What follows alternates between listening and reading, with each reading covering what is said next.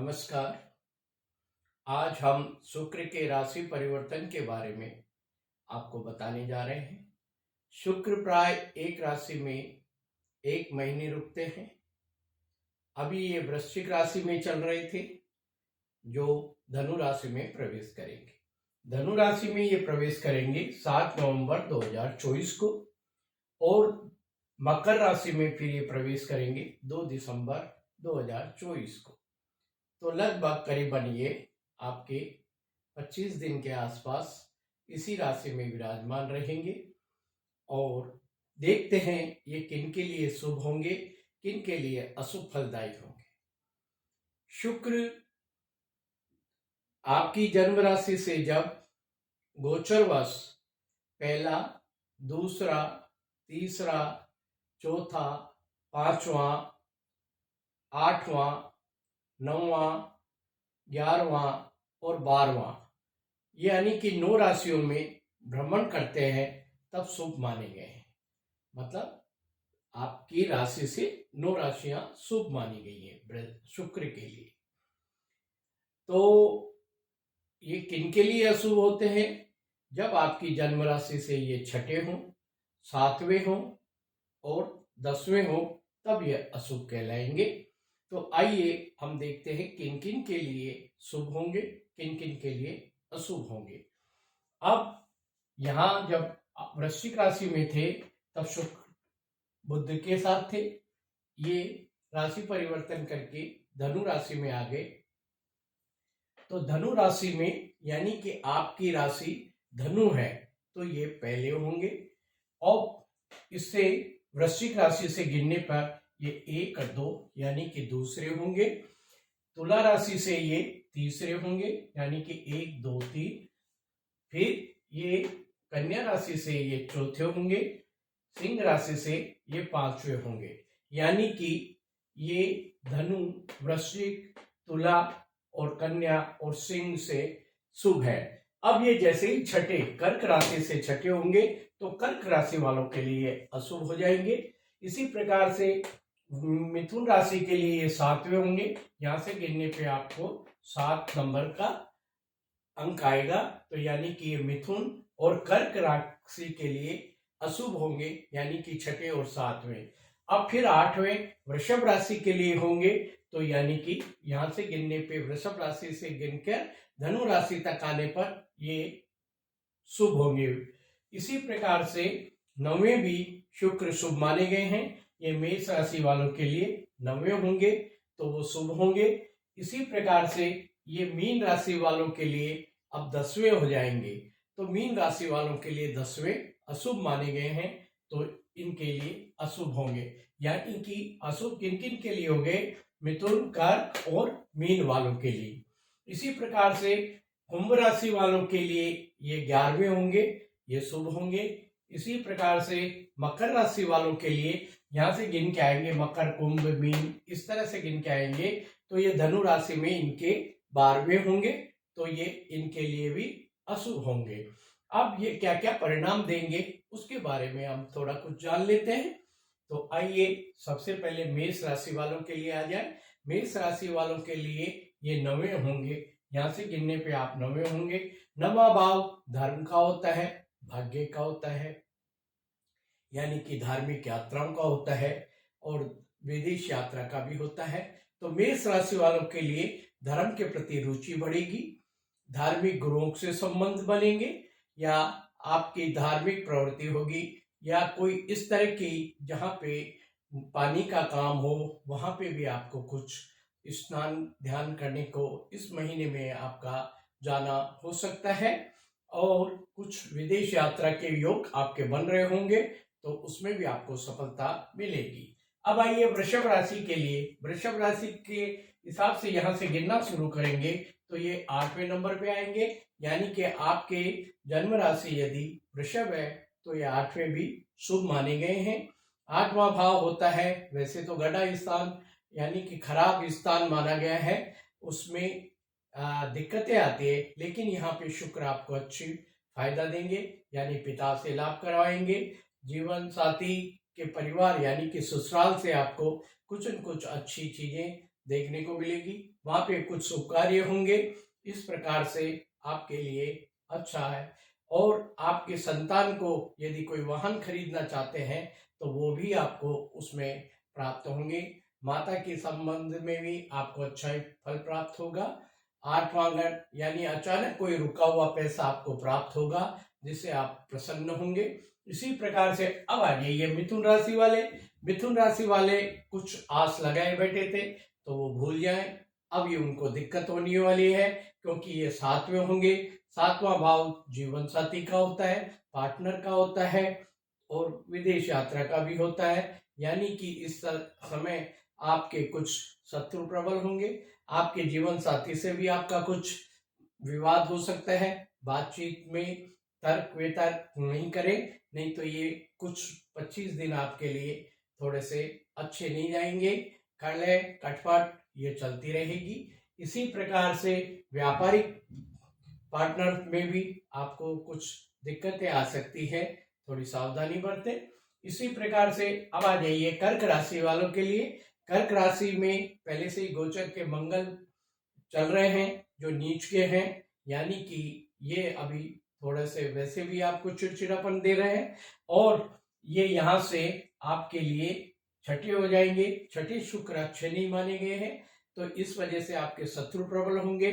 मंगल भी जो है कर्जे का कारक है और छठा भाव भी कर्जे का है, तो इस वजह से कर्जे को लेकर आपको कुछ दिक्कत हो सकती है। आपके शत्रु प्रबल हो सकते हैं, या आप कोई प्रतियोगिता परीक्षा में शामिल होने जा रहे हैं तो वहां भी आपको कुछ रुकावट देखने को मिल सकती है। और कोर्ट कचहरी मुकदमे में भी आपको कुछ गलत परिणाम भुगतने पड़ सकते हैं, तो अतः सावधान हो जाइए।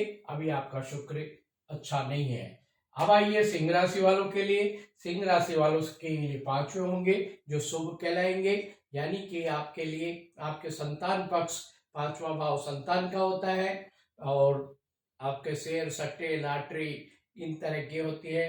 यदि आपको पहले कोई शेयर सट्टे में कुछ नुकसान हुआ है तो कुछ भरपाई हो सकती है, पर शेयर सट्टे लॉटरी से आप बचें, ये नुकसानदायक ही है। शुक्र भी शेयर सट्टे के लिए कुछ ग्रह अच्छा माना गया है, तो आपको इस समय फायदा हो सकता है। आपकी संतान आपके कुछ उन्नति कारक उनको कार्य क्षेत्र में या उनका कोई शुभ कार्य संतान के संतान होने वाली है तो वो भी आपको देखने को मिल सकती है, या आपके विवाह की कोई बात चल रही है संतान की तो वो भी आपके अभी तय होने की संभावना बन रही है। आइए कन्या राशि के लिए ये चौथे होंगे।